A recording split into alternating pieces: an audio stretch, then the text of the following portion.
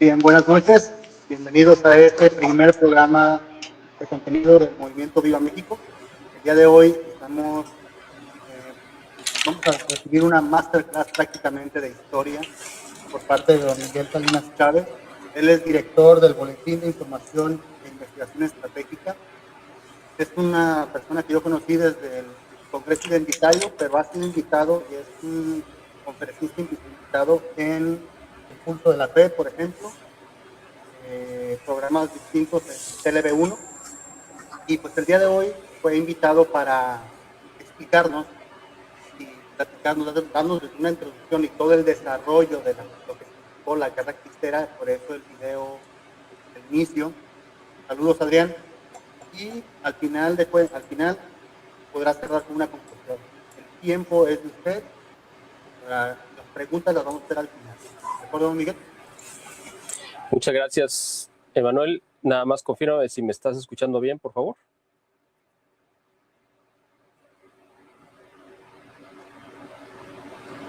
Sí, nada más confírmame si me estás escuchando, por favor.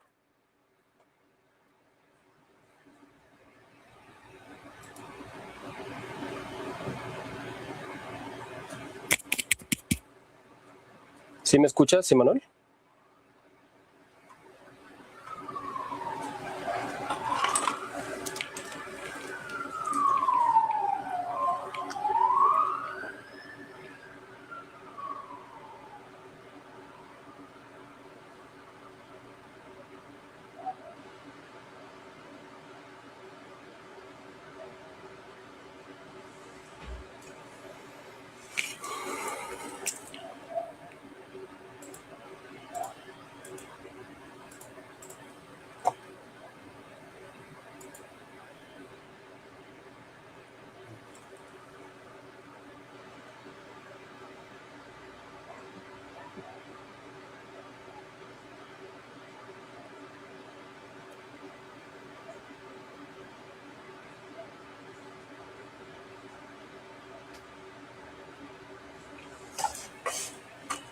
Dice que sí se escucha, don Miguel. ¿Sí me escuchan? Si gusta iniciar. Ok. Bueno, pues antes que nada, muchas gracias por esta invitación. Les agradezco de verdad que hayan pensado en mí para poder tener este encuentro. Este tema, además, me parece que es una parte fundamental de la historia de nuestro país y creo que debería ser un tema obligatorio de estudio. Esto, pues estamos hablando del mundo de la fantasía, obviamente, ¿no?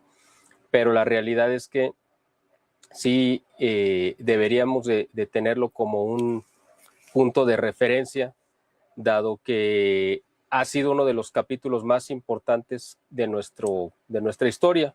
No solamente de la historia, yo me atrevería a decir, no solamente de la historia de México, sino de la historia universal, porque ha sido un ejemplo también de heroicidad para muchas partes en el mundo y para la Iglesia Católica, obviamente, y se ha tomado como referencia para inspirar a otros movimientos, incluyendo la Guerra Civil Española, que también pasó por su propia especie de guerra cristera en su momento.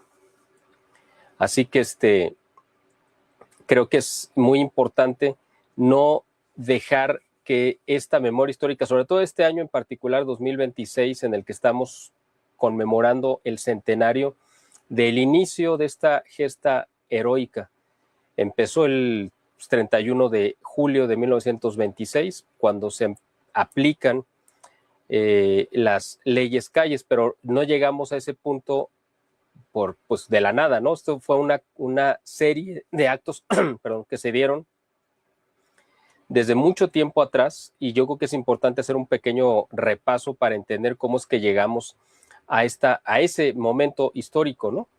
Yo creo que el antecedente histórico obviamente está en la Revolución Francesa, que es cuando primeramente se le declara la guerra abierta a Dios, al rey, al Estado y todo lo que representara la civilización cristiana. Los revolucionarios franceses, inspirados por los filósofos del iluminismo, llegaron a la conclusión de que no se necesitaba un dios y por lo tanto un orden natural, y ellos lo desechan, le cortan la cabeza al rey, amputan literalmente a Francia como una nación católica, y a partir de ahí se desata una locura que no se ha detenido hasta ahorita. O sea, eso no fue un acontecimiento que duró en el tiempo del terror de Robespierre, no, fue una ventana que se abrió en el tiempo y que no se ha cerrado todavía. Le estamos ahora en el siglo XXI, ya rebasando el primer cuarto del siglo XXI, y aún seguimos padeciendo, quizá con más violencia, los estragos y la herencia maldita de la Revolución Francesa. Esto inspiró a muchos pensadores liberales y masones. Liberales me refiero a gente que creyó que podía vivir sin Dios. Es un concepto equivocado de la libertad, porque Dios es quien nos da la libertad. Y esta gente, al renunciar a ese regalo que Dios nos da, que solamente le pertenece a Él y que nos la comparte, porque Él es el ser supremo y libre por antonomasia, y esa libertad nos la concede en el momento de crearnos una conciencia y un libre albedrío. Entonces ellos se apropian de este término y lo han manipulado y lo han manoseado, y supuestamente crean una nueva sociedad carente de Dios y de valores, por supuesto, y de cualquier arraigo cristiano. Y eso representa también pues un libertinaje que es propio precisamente de las sociedades enviciadas y que llegan a corromperse por completo hasta la misma esencia. Con ello se corrompe pues la familia y todas las instituciones que de ahí devienen.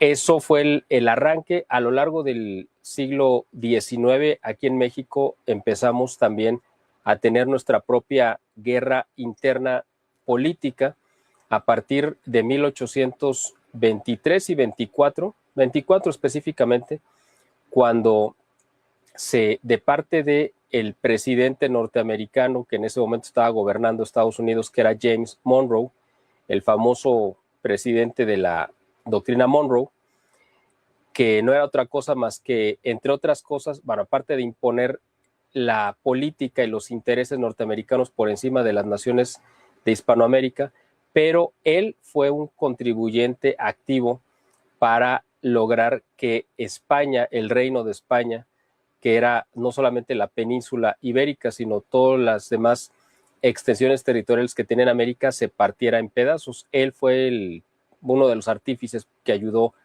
a que esto sucediera.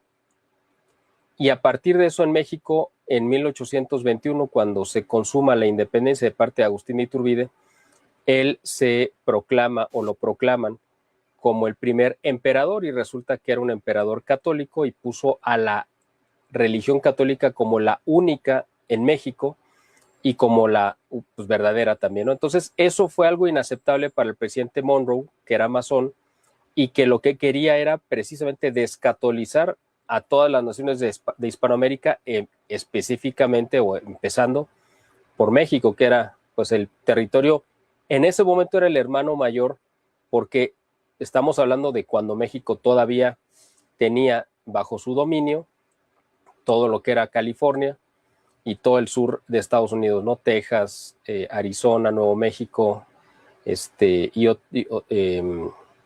bueno, no me acuerdo qué otros estados por ahí se me fue, Nevada y otros estados, ¿no?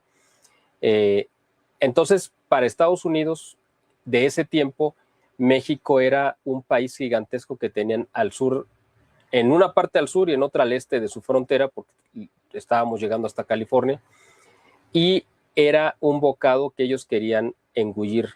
Por lo tanto, empezó la infiltración a través del presidente Monroe, a través de su embajador plenipotenciario, que era Robert Poinsett, y a través de él llegan las primeras logias masónicas a México. La primera encomienda que tuvieron fue deshacerse del imperio católico de Agustín de Iturbide. Para lograrlo, pues obviamente alimentaron y financiaron a los enemigos del imperio y lograron pues deponerlo, ¿no? Tirarlo, como le quieran llamar. Esto sucedió en 1823, fue pues un imperio muy efímero, ¿no? De apenas unos 13 meses de duración, tuvo que irse del país, Agustín Iturbide, y regresó con engaños. Él no sabía que se había legislado que si él entraba al país, se le iba a detener y a fusilar como traidor a la patria. Como no le dijeron y le pidieron que regresara, pues él regresó porque le dijeron que México lo necesitaba, y si era cierto, pero lo que él no sabía es que era un engaño para detenerlo y matarlo. Entonces, a partir de que México comete este primer crimen histórico en su recién nacida independencia, de matar a su propio libertador, bueno, o al que firmó o al que consumó la independencia, porque sería muy complicado hablar de un libertador cuando realmente éramos un país libre, ¿no? De hecho, no estábamos esclavizados, no estábamos sujetos a otra cosa más que la corona española, pero éramos parte de un mismo reino. Pero en fin, ese es tema aparte. A partir de ahí empieza precisamente una serie de intervenciones de Estados Unidos para ir imponiendo logias masónicas, y eso partió al país, políticamente hablando, en dos grupos que eran conservadores y liberales, que se disputaron el poder a lo largo de todo el siglo XIX, siempre teniendo los liberales, por supuesto, el apoyo y el respaldo de Estados Unidos y el financiamiento, que esto es muy importante.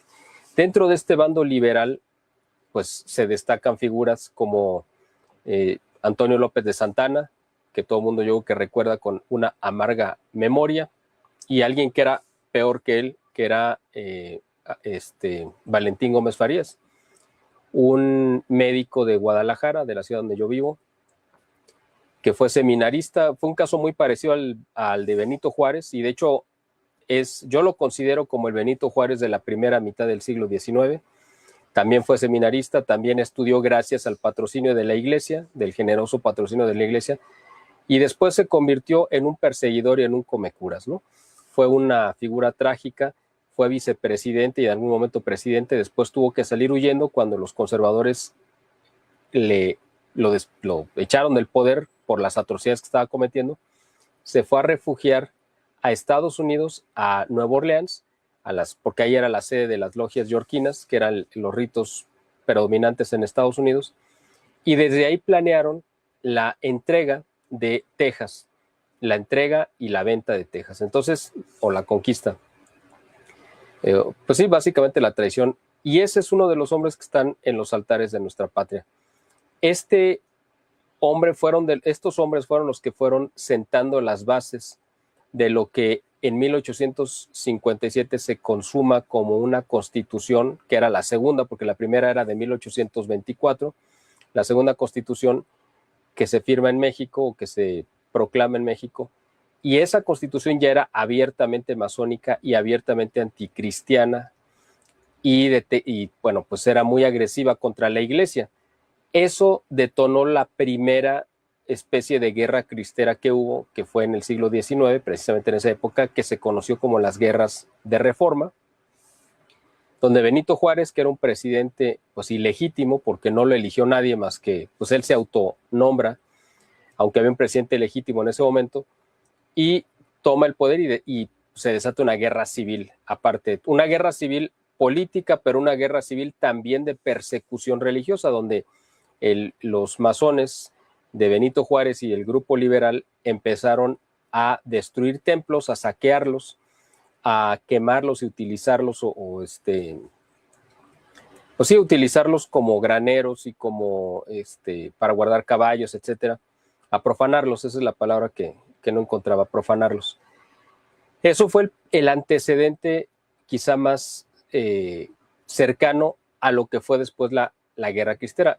Después, 60 o 70 años después de esa constitución de 1857, vino una segunda constitución, bueno, una tercera, cronológicamente hablando, que es la que tenemos actualmente vigente, que es la constitución de 1917, que se proclamó el 5 de febrero en la ciudad de Querétaro. Esa constitución también tiene pues una serie de aberraciones y de ataques directos contra la iglesia.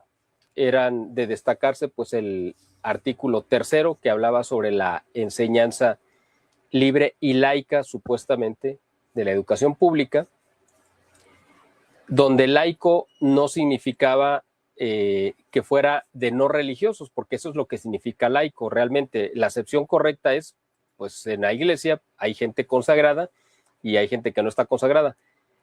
Entonces los laicos, la masonería lo entiende como anticatólico. Básicamente esa es la acepción que le da, ¿no? No es que sea una persona bautizada, sino que sea abiertamente, es un concepto anticatólico, ¿no? Entonces, la Constitución de 1917, su artículo 3 dice que la educación debe ser laica, es decir, ellos lo traducen como antirreligiosa, anticatólica.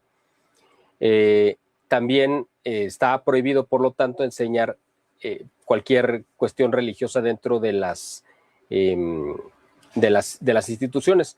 También se prohibía que cualquier institución religiosa diera clases o tuvieran escuelas privadas, es decir, se prohibía la educación religiosa, pero no solamente en las escuelas públicas que dependían del gobierno, sino incluso en las privadas. La gente ya no tenía la libertad de elegir a dónde llevar a sus hijos, porque estaba prohibido que incluso que las instituciones religiosas tuvieran escuelas a su cargo. El artículo 27 de la Constitución, también muy agresivo, decía que no podían ningún religioso adquirir propiedades, ni bienes, ni tener, digamos, dinero, ni cuentas de inversión, nada, absolutamente. Prácticamente se les borraba de la vida pues, social y pública, ¿no?, del país. Se les retiraba su personalidad como si no fueran gente, como si fueran pues un animalito, ¿no? Porque pues, un animal no tiene derecho a comprar una casa, ni a tener propiedades ni nada, pues básicamente a ese nivel se le bajó a los ministros de culto. Y el artículo 130 también decía que pues básicamente todos los ministros de culto tenían que estar bajo la supervisión del gobierno y el gobierno iba a determinar quiénes y en qué cantidad podía permitirse los ministros que administraran pues el culto, ¿no? Pero esto estamos hablando, aunque era genérico, porque hablaba de cultos y religiones, etcétera, era un ataque directo exclusivamente contra la Iglesia Católica, no era contra los judíos, no era contra musulmanes, no era contra alguna secta protestante, no, esto era específicamente contra la Iglesia Católica. Como eran muy agresivas estas leyes, no se pusieron en marcha porque sabían, porque ya estaba el antecedente de 1857, que esto iba a detonar pues un levantamiento social contra el gobierno. Estamos hablando que en 1917 estaba activa todavía la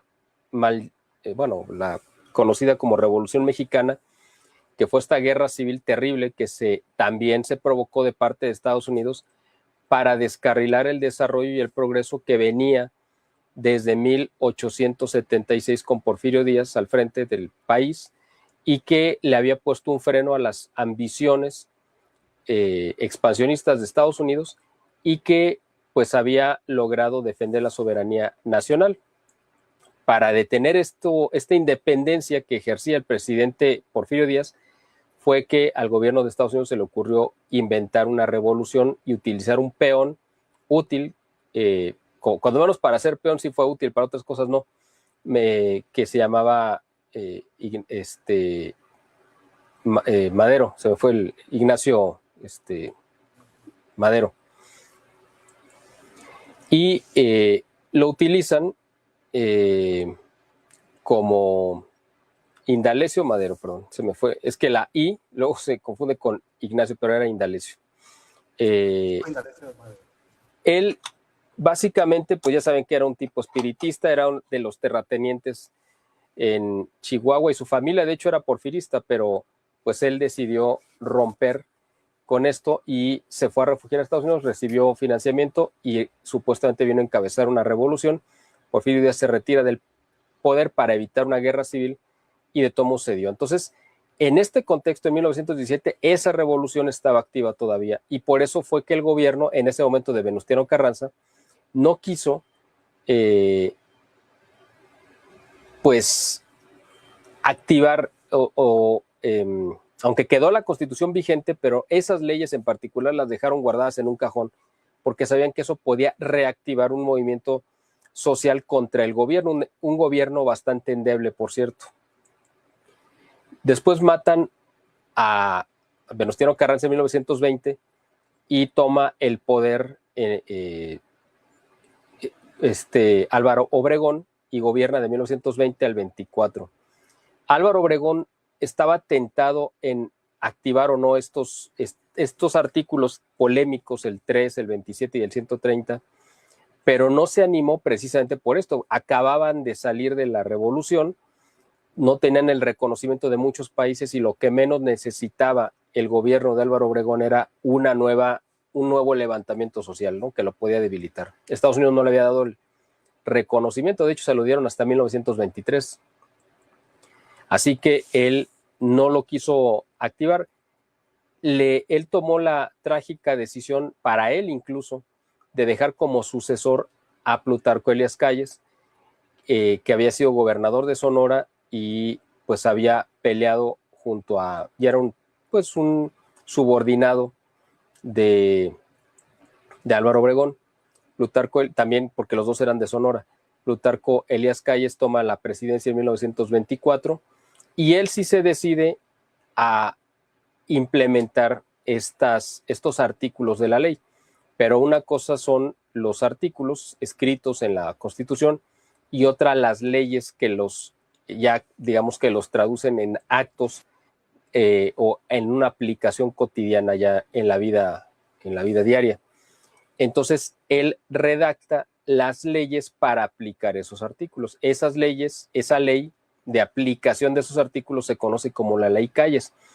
Y en esa, que él lo hizo en 1926, decreta que a partir del 31 de julio de 1926 entraba en vigor esta ley, es decir, se activaban estos artículos que habían estado congelados y el primero de ellos era que iban a tomar el control y la administración de los templos. Por lo tanto, los curas tenían que entregarle a la tropa, al ejército, las llaves prácticamente de los templos y que el ejército iba a entrar supuestamente a hacer un inventario a ver qué encontraban porque iba a quedar bajo su resguardo. ¿Qué es lo que iba a suceder? Obviamente, pues que iban a hacer un saqueo por completo de toda la riqueza que encontraran, de pinturas, joyas, dinero, todo lo que se encontraran, y ya después que hubieran saqueado iban a hacer el inventario. Entonces iban a decir, no, pues es que no había nada, había unas bancas nada más de lo que encontramos, unos reclinatorios, y eso es lo que iban a informar que supuestamente habían encontrado. Todos los templos iban a ser profanados porque iban a pasar a ser propiedad federal bajo el gobierno, y el gobierno iba a determinar qué uso se le daba, si podían usarse para el culto o para otras actividades.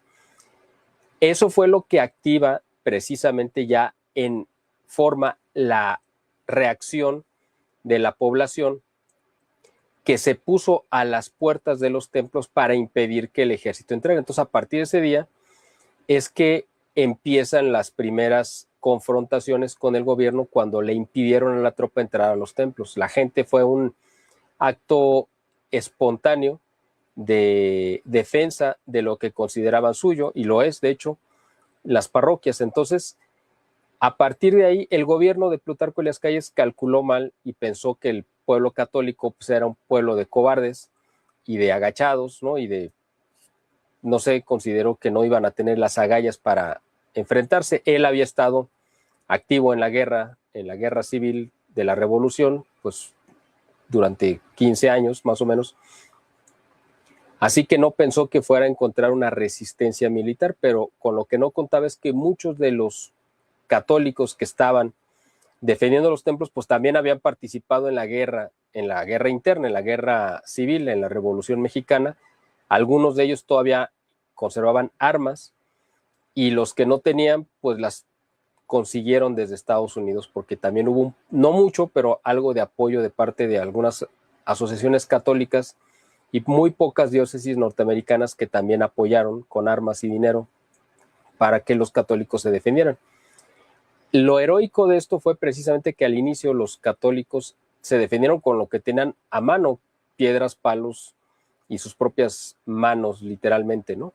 Conforme se pudieron ir armando, empezaron a dar una resistencia, porque al principio el gobierno básicamente hacía baños de sangre, los iba matando a todos, y lo que sorprendió al mundo, y fue el ejemplo que México le ha dado a la Iglesia Universal, y pues, obviamente por eso digo que es importante no perder esto de vista, es la organización espontánea y muy eficaz que se dio de parte de los laicos, ahora sí bien utilizado el término, es decir, los bautizados que no estaban consagrados, para resistir, coordinarse e incluso atacar.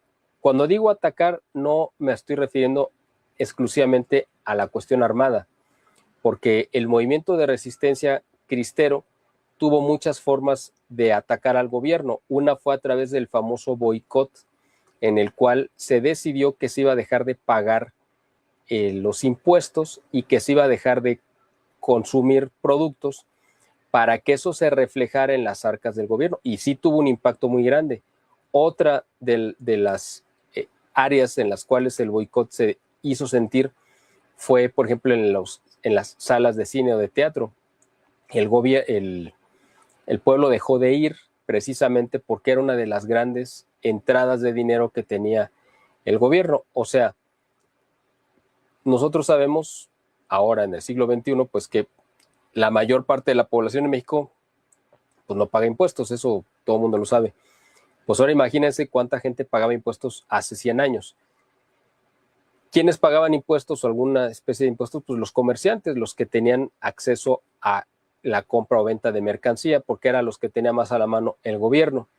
Y de los espectáculos públicos, pues los más populares, que eran los toros, el cine, el teatro, eran, pues porque el radio todavía no existía, todavía no se había desarrollado, eran la manera en la que el gobierno recababa muchos impuestos también, porque por cada boleto, entrada o ticket que se comprara, pues eso le representaba una entrada de dinero al gobierno. Entonces, el hecho de que la gente boicoteara los espectáculos públicos también le dio un impacto muy grande a las arcas del gobierno. Pero además que la gente se organizara, no solamente para tener acceso al culto, que era lo más deseado y lo más importante, a través de prestar sus casas y hacer misas clandestinas en secreto con claves, y la gente se fue comunicando y se fue haciendo toda una red de sociedad paralela fuera del control del gobierno, que fue algo fascinante, en el cual la población encontró la manera de comunicarse en clave, de hacerse llegar bienes de consumo, armas y dinero frente a los controles que tenía el ejército en los caminos, ¿no? Y en las estaciones de ferrocarril, etcétera. Y la gente tuvo el ingenio para poder burlar esos retenes del gobierno y hacer llegar esos bienes que necesitaban los que estaban peleando activamente y dándole batalla al gobierno. Entonces, en este esfuerzo, quien jugó un papel fundamental, y ahora que acaba de pasar esta fecha, ¿no?, que ya sabemos que está también muy utilizada por los enemigos de la iglesia y por la izquierda, que es el 8 de marzo, donde se supone que se celebra, se festeja, o como le quieran decir, a las mujeres, pero la realidad es que pues representa todo lo contrario. Pero bueno, quienes sí dio un ejemplo verdaderamente de heroicidad femenina, tal cual, fue precisamente una organización que se creó llamada las Brigadas Juana de Arco, hechas exclusivamente por mujeres solteras o casadas, que fueron el gran vaso comunicante entre los líderes, tanto religiosos como intelectuales del movimiento, los que operaban consiguiendo los recursos, y ellas que fueron el medio a través del cual esos recursos y todos esos esfuerzos se podían materializar, porque estas mujeres crearon lenguajes encriptados para transmitir mensajes de unos jefes a otros de los dirigentes, para enviar información de ataques o de resistencias o de cualquier cosa, hacer llegar dinero, hacer llegar armas y hacer llegar municiones directamente a los que estaban resistiendo en los campos de batalla. Además que se encargaban de atender a los heridos e incluso pues también de cuidar cuando los niños perdían a sus padres, ¿no? O específicamente, o sea, los padres varones me refiero.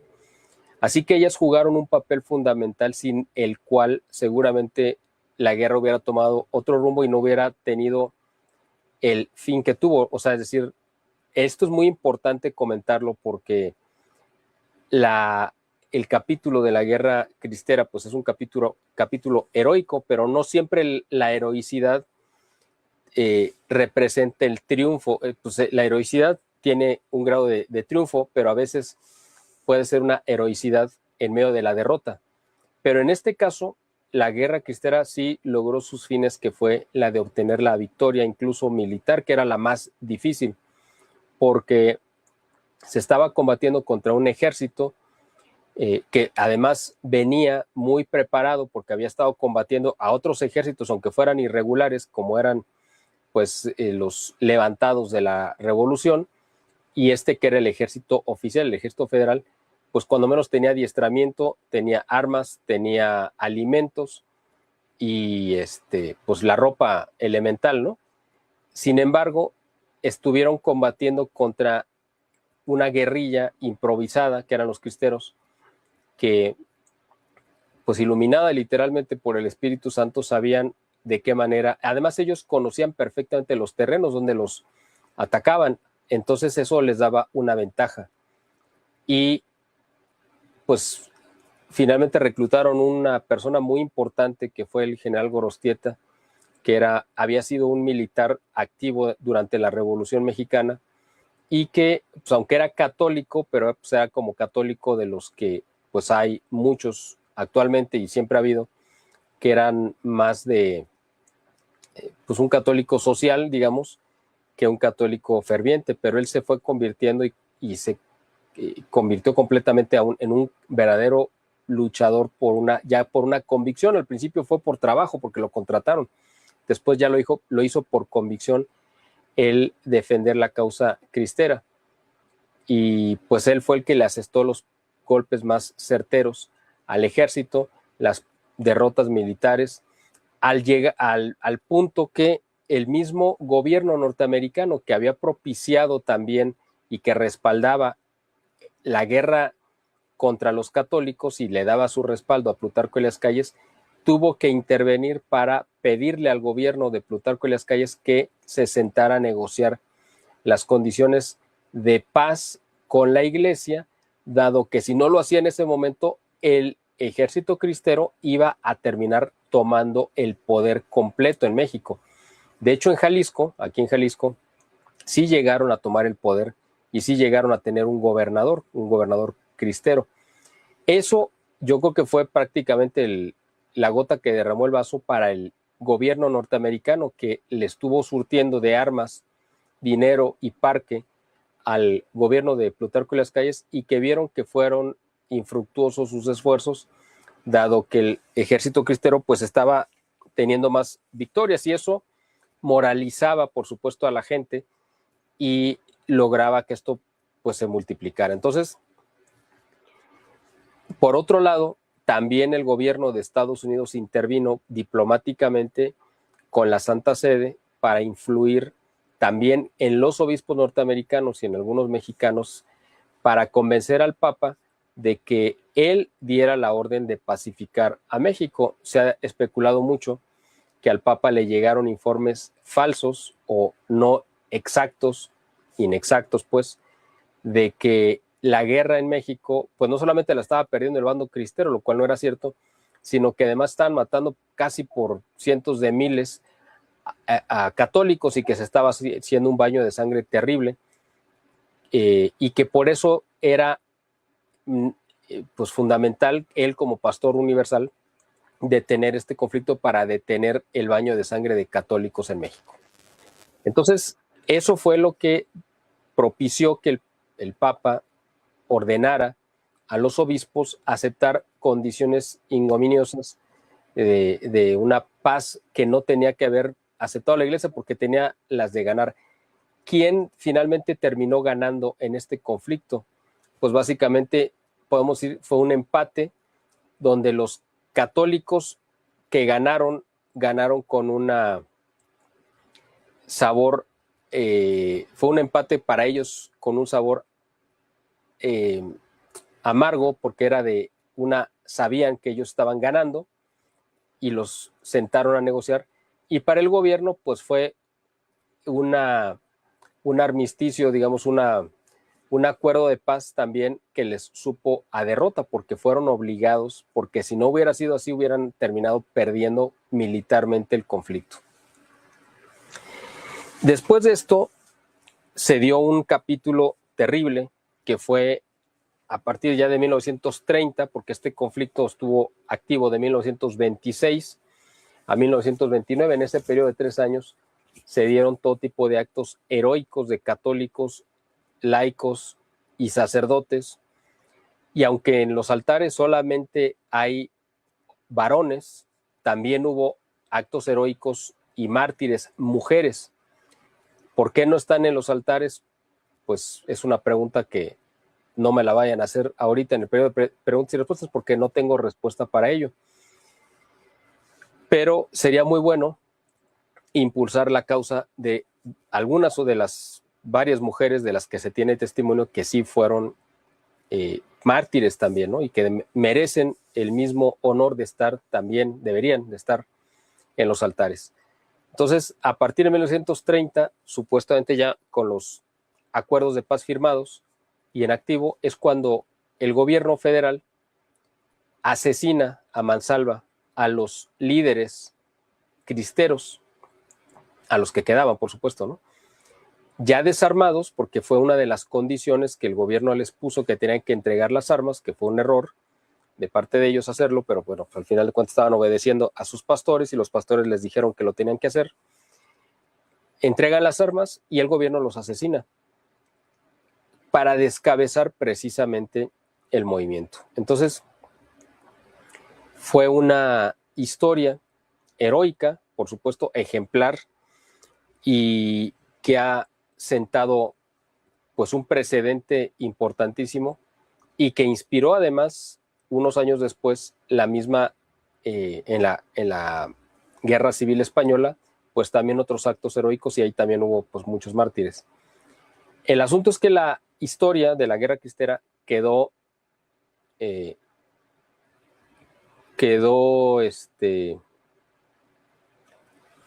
aquí estoy leyendo algunos comentarios que dice que no se está escuchando, nada más quisiera ver si me pueden confirmar que se está escuchando bien.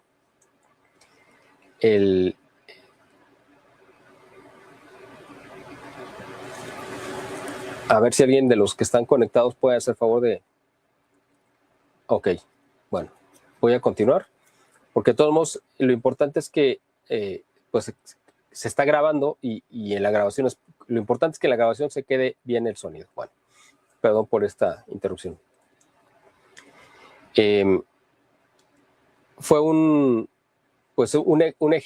acto heroico, pero que no quedó consignado inmediatamente en los libros de historia, porque parte de los acuerdos que se firmaron con la iglesia era que no se iba a difundir esta historia y que se iba a tratar de, pues si no de enterrar, cuando menos no se iba a documentar, y quedó simplemente,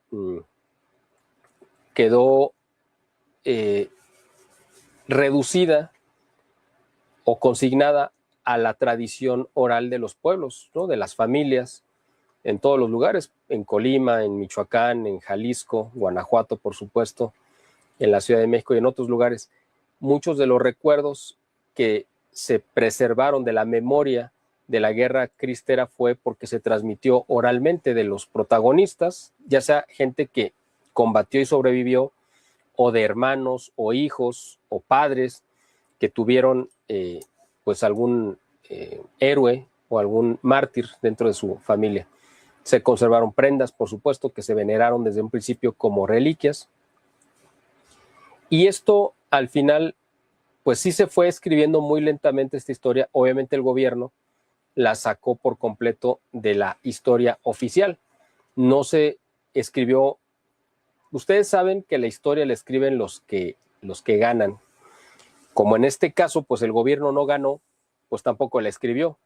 Entonces quedó pues simplemente ese eco de esto que había sucedido y que se transmitía oralmente, pero nada más.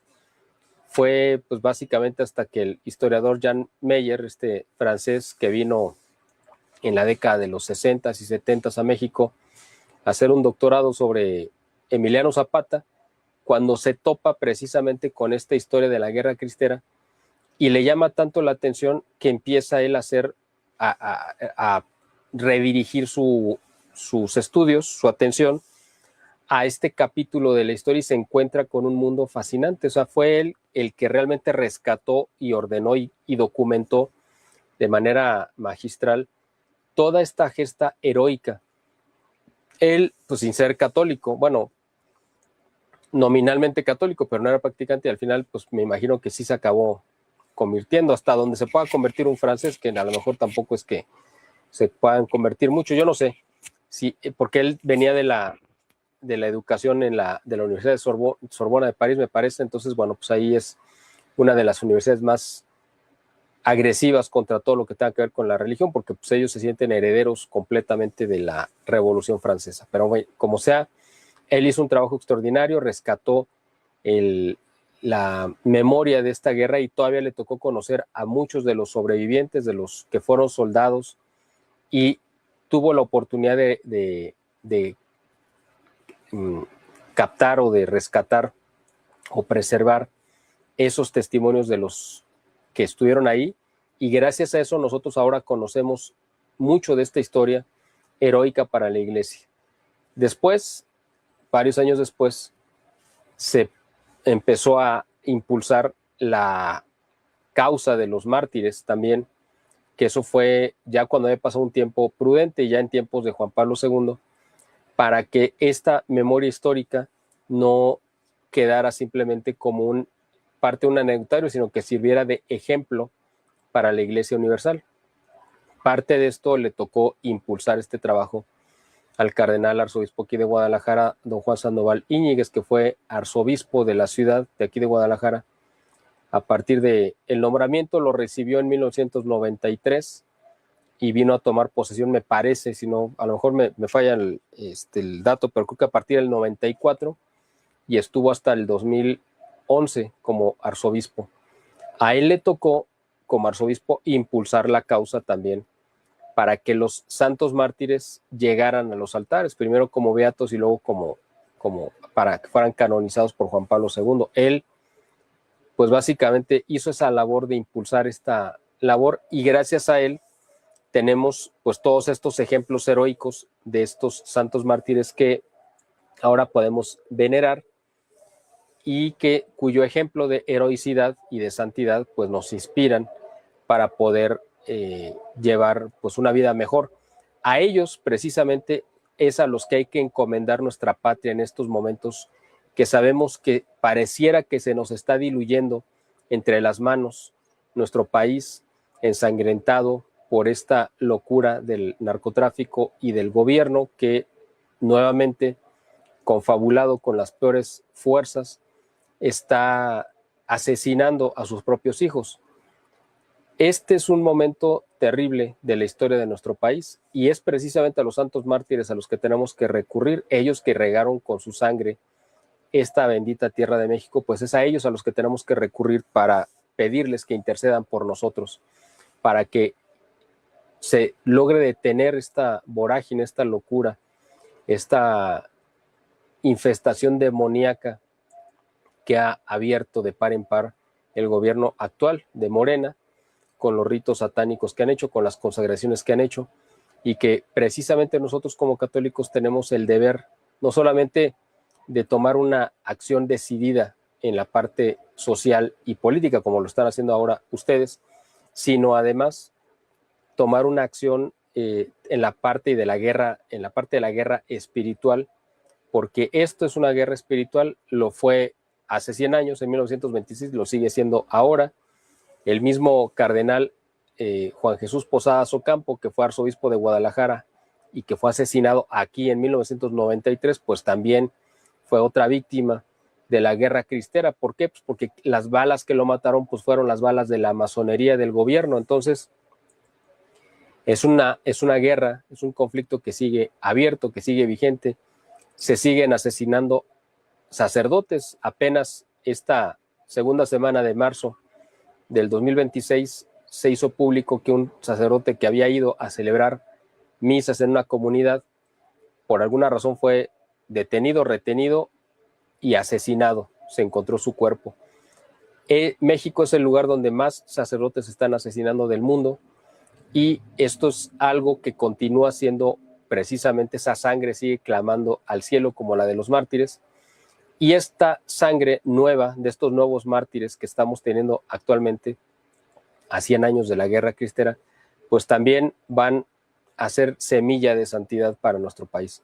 A ellos hay que encomendar nuestra patria, hay que encomendarnos nosotros también, y pues no perder nunca el orgullo de nuestra fe, es decir, el que Dios nos concedió el privilegio de nacer dentro de la Iglesia Católica, o los que no hayan nacido dentro de la Iglesia Católica, pero convertirse a la Iglesia Católica, tener el acceso a los sacramentos, que es un regalo inmerecido que tenemos, el acceso a la gracia, a la presencia real de Dios a través de los sacramentos, y gritar siempre como ellos lo hicieron, en todo momento, como un testimonio de fe, de amor a nuestra patria, a nuestra fe, a nuestra religión, a nosotros mismos, y pues en honor a esos santos mártires que dieron su vida por nosotros, para que tuviéramos una fe activa todavía a 100 años de su muerte, siempre gritar con ellos que viva Cristo Rey y Santa María de Guadalupe. Muchas gracias, Miguel. Vamos a hacer algunas preguntas de aquí de la gente que está en el chat. Leti Batista pregunta, ¿Porfirio Díaz era masón? Yo creo que sí fue masón y dejó de serlo también. Les voy a decir por qué. Él estuvo en creo que se llamaba el Ateneo, no sé qué cosa, era un instituto en Oaxaca donde pues, realmente era un instituto masónico. Ahí lo reclutaron, ahí estuvo un tiempo, y yo tengo entendido que sí se sumó a alguna logia masónica. ¿Por qué digo que dejó de serlo? Porque cuando se casa con Carmelita Romero Rubio, que fue su segunda esposa, se casó por la iglesia. Los masones en automático estaban excomulgados. Para que él pudiera casarse por la iglesia, le tenían que haber levantado la excomunión. Para que le pudiera levantar la excomunión, tuvo que haber abjurado de la masonería. O sea, tuvo que haber renunciado a todos los juramentos que hizo y promesas masónicos, si no, no lo hubieran podido casar, aunque fuera el presidente de la República. Él necesariamente tuvo que abjurar públicamente. Cuando digo públicamente es que lo hizo ante testigos, es decir, no fue un acto privado, en silencio, en secreto, no. Fue un acto donde tuvo que haber testigos, quizá 2, 3, los que sean, y tuvo que haberlo hecho de manera libre y voluntaria. Si en su interior seguía profesando principios masónicos, eso queda pues solamente a juicio de Dios, pero que en su vida pública, cuando menos, sí llegó a abjurar, es un hecho comprobado, porque no hubiera podido casarse por la iglesia si no lo hubiera hecho, y estaba casado por la iglesia. Al principio de tu conferencia, Carla,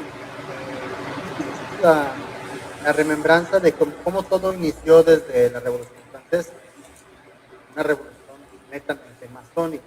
Significa que continuamos en una guerra con masonería versus iglesia. ¿Me puedes repetir la pregunta? Es que casi no te escucho, pero si me puedes repetir la pregunta. O sea, sí me quedé que había mencionado de la Revolución Francesa, pero hasta ahí me quedé. Sí, que prácticamente ha sido la masonería la que ha incentivado la guerra contra la Iglesia Católica en esta parte de México. Exactamente. El asesinato de Iturbide, y las distintas constituciones que han sido aprobadas. Claro, la masonería pues es un instrumento utilizado por otra jerarquía superior más podrida y más peligrosa de otros enemigos de la cruz y de la iglesia que le declararon la guerra a Jesucristo cuando él estaba vivo todavía, que son precisamente a los que él mismo les llamó raza de víboras. Ya saben a quién me refiero. Bueno, pues esa raza de víboras engendró una criatura llamada la masonería.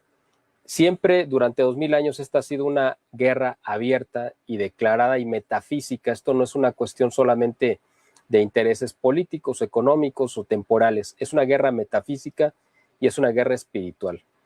Y así como en el Génesis Dios profetizó que pues la estirpe de la mujer le iba a pisar la cabeza a la estirpe de la serpiente, son dos estirpes irreconciliables. Entonces, la masonería proviene de la estirpe de la serpiente, por eso Cristo les dijo raza de víboras. El mismo San Maximiliano Kolbe, un santo del siglo XX, que imagino que pues, habrá muchos que lo conozcan, fue un gran luchador contra la masonería y contra los patrones de la masonería, además que a los que denunció públicamente, a los que les declaró la guerra. Él fue, aparte de ser sacerdote, pues fue un gran comunicador y periodista, tenía una revista que se llamaba, y él fundó creo que la Milicia de la Inmaculada, si no mal recuerdo, y pues tuvo palabras durísimas contra la masonería, denunciándolos como que eran los sirvientes, ¿no?, de esa estirpe demoníaca. Entonces, la masonería es un enemigo, por supuesto, declarado de la iglesia, pero son los hijos de otros enemigos que son peores y más peligrosos. Isabel Telles pregunta, ¿cómo Benito Juárez llega a ser el benemérito siendo incluso asesino de indígenas? Bueno, porque ese es un título que se le dio por otros masones. Es que él es el santo patrono de la masonería en México. Al final de cuentas, no extraña que le cuelguen todas las medallas de cosas que pues, no solamente no hizo, sino que no merecía recibir ningún reconocimiento. Pues realmente Benito Juárez es uno de los grandes traidores que hemos tenido en la historia de nuestro país, pero está consagrado en los altares de la patria precisamente por otros masones que son los que escribieron la historia, que nos han gobernado y que lo exaltan precisamente por haber tenido Benito Juárez, pues ese, para ellos, arrojo de haber combatido abiertamente a la iglesia, de haber profanado templos, de haber saqueado también las arcas de la iglesia, en fin, por todas las atrocidades que hizo. Por eso es que sus hermanos masones pues lo tienen como un gran prócer. La realidad es que pues es un hombre que está está gozando de un lugar que no le pertenece en la historia de nuestro país. Desiderio Calvado pregunta, ¿puedes precisar el dato, el origen de la masonería y su vinculación con Francia? Gracias. Mira, el tema de la masonería pues es muy complicado, muy complejo, porque parte de su naturaleza es la secrecía precisamente y es el manejar todo de manera oscura. Oficialmente se funda la masonería en 1717. Eso es la versión, pues digamos, oficial, ¿no? Pero podemos remitirnos pues muchos siglos más atrás, porque, por ejemplo, desde la Edad Media, cuando los últimos templarios que parece que se desviaron en el camino, que habían abandonado la causa de las cruzadas y se habían convertido en un grupo, una secta que practicaba rituales esotéricos y oscuros y de todo tipo de prácticas totalmente desviadas de la religión, fueron perseguidos por la iglesia y por el rey de Francia. Por ahí de 1304 creo que asesinan a los últimos, detienen y asesinan a los últimos templarios, pero hubo un grupo reducido, pero un grupo al fin que logró escaparse y se fue a refugiar a Escocia. Y quien los recibió en Escocia, si ustedes han visto la película de Corazón Valiente, esta película que hizo Mel Gibson, dedicada a William Wallace, que es digamos, el héroe más grande de Escocia, que peleó contra los ingleses, se acuerdan que el coprotagonista de la película es el rey de Escocia, el heredero, que se llama Robert, tenía ahorita el nombre aquí en la boca, pero se me fue Robert Bruce. Ese era el nombre del rey de Escocia. El rey, ¿se acuerdan que tenía lepra y estaba escondido en una cueva? Entonces le hereda la corona a su hijo, que era Robert Bruce, si no mal recuerdo, y para que él pudiera gobernar tuvo que conseguir el respaldo de los clanes, de las familias, y esas familias giraban o se unificaron en torno a William Wallace. Cuando matan a William Wallace porque lo traiciona Robert Bruce, él se hace con la corona porque los ingleses le prometieron la corona de Escocia a cambio de que entregara a William Wallace, entonces al final de cuentas pues fue rey de Escocia. Bueno, esta historia se las cuento porque estos templarios que lograron escapar de la última persecución por ahí de 1304 se fueron a refugiar a Escocia y los acogió Robert Bruce, precisamente, este rey, que salió ahí en la película. Y ahí es donde se funda este rito que se llama el rito escocés, por eso se llama escocés, porque se fundó en Escocia. Después se funda este rito escocés, mucho tiempo después, evoluciona y se empieza a exportar a otras partes de Europa, supuestamente a través de los grupos de los albañiles, constructores de catedrales, que supuestamente eran como cofradías que se iban. Eso es la parte del mito, porque pues eso lo hacen con la idea de crear la idea de que las iglesias góticas, en lugar de ser una obra católica, era una obra esotérica, llena de secretos, y que los construyeron pues eran masones, en fin, eso sí ya es la fantasía que se ha creado en torno para desvirtuar la obra majestuosa que son las catedrales. Bueno, las catedrales góticas, que sí representan el triunfo de la cristiandad sobre pues la condición humana plana y llana, porque fue tocar el cielo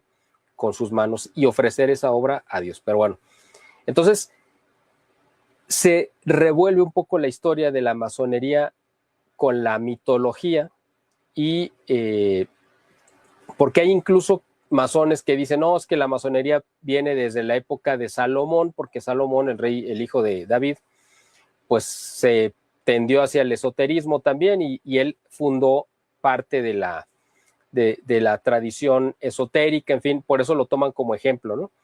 Y otros se van más atrás, no, pues que viene desde Egipto y todo. Entonces, bueno, eso ya es la mitología que se ha querido apropiar la masonería para decir que son ritos muy antiguos, ¿no? Incluso previos al cristianismo.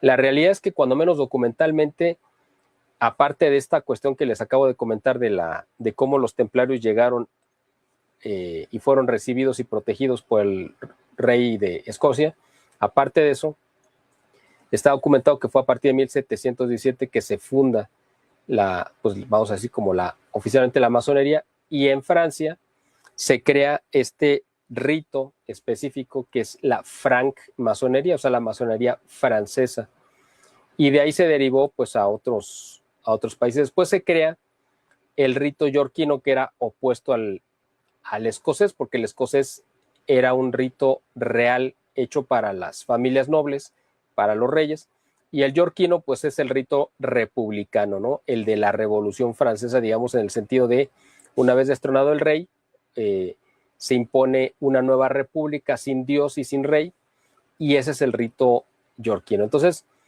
esa es más o menos la historia. Digo, no, esto es como para un programa completo, simplemente quise responder esta pregunta, pero es algo muy extenso, quise resumirlo para no quitarles mucho tiempo con esta respuesta, pero adelante, espero que haya quedado respondido. y que en otro capítulo hablaremos específicamente de la Revolución Francesa, dado que también hay una respuesta del pueblo católico con el pueblo de la Vendetta. Exactamente, así es. Desiderio Calvario pregunta, ¿y qué nos toca hacer a nosotros hoy? Bueno, creo que esa pregunta, ya la respondí casi al final de lo que dije. Precisamente lo voy a repetir un poquito, nada más para que quede bien asentado. Lo que estamos haciendo esta noche, ustedes en este grupo que se han activado políticamente porque tienen una conciencia de ser un factor de cambio en la sociedad, eso es parte de hacer ya el cambio, participar activamente en la política, en esta política tan odiosa que tenemos, ¿no? Y tan corrompida. Pues precisamente por eso hay que actuar ahí, porque pues hay que sanar lo que está enfermo. No tenemos que sanar lo que está sano, sino hay que sanar lo que está enfermo. Y nosotros somos esos anticuerpos que hay que sanar, esos tumores terribles que se están acabando este organismo que se llama México. Eso es en la parte social. Aparte, pues vivir de acuerdo al catolicismo, es decir, en nuestra vida cotidiana, pues ser honrados, ser veraces, es decir, no mentir, ser coherentes con lo que diga nuestra boca lo respalden nuestros hechos. Ya saben, digo, no les voy a repetir aquí el catecismo, ustedes saben qué es y el compromiso que es ser católico, eso tenemos que hacerlo todos los días. Y en la parte ya espiritual, esa que solamente ve Dios, es pues vivir y pedirle su protección y la intercesión de los santos mártires para que ellos que ya dieron su vida por México y la dieron por la fe, nos ayuden a alcanzar de Dios el favor ahora más urgente que nunca de rescatar a México de esta infestación demoníaca, porque estamos bajo una infestación exactamente como estábamos hace 500 años. O sea, si quieren que seamos más exactos, hace 507 años, más o menos, es decir, cuando llega Cortés a México y que ve las atrocidades que se cometían, que los sacerdotes mexicas se comían a las víctimas, las sacrificaban y que violentaban a los pueblos juzgados, en fin, esas atrocidades inspiradas por el demonio, que eran los que pues movían la voluntad de los sacerdotes mexicas, es exactamente en la que estamos metidos ahorita, exactamente igual. ¿Cómo vamos a salir de este atolladero? De la misma forma, pidiéndole también a la Virgen Santísima que venga y rompa esas cadenas de opresión demoníaca que ahora nos tienen ahogándonos en la sangre de tantos inocentes que derraman pues su sangre todos los días de manera violenta, y esa sangre también clama al cielo. Entonces, lo podemos hacer, ya lo dije, en la vida social, tenemos un impacto en la vida personal y en la vida espiritual. O sea, en los tres niveles tenemos cosas que hacer. Ustedes creo que ya lo están haciendo en los tres niveles. Los felicito y los exhorto a que sigan adelante haciendo lo mismo. Muchas gracias, Miguel. Prácticamente se acabaron las preguntas. Les agradezco a todos su asistencia. Este programa estará disponible en los próximos días. Hoy se transmitió en vivo en Facebook. Estará disponible también en la página de don Miguel Salinas Chávez. Y bueno, estamos al pendiente. Por cuestiones del próximo conferencista, se va a recorrer del siguiente martes a mañana. Entonces, estén al pendiente mañana a las 9 de la noche. Les estaré compartiendo temprano mañana en línea. Muchas gracias, Miguel. Estamos en contacto y que viva Cristo Rey. Que viva Cristo Rey, y gracias a ustedes por invitarnos, y que viva Santa María de Guadalupe.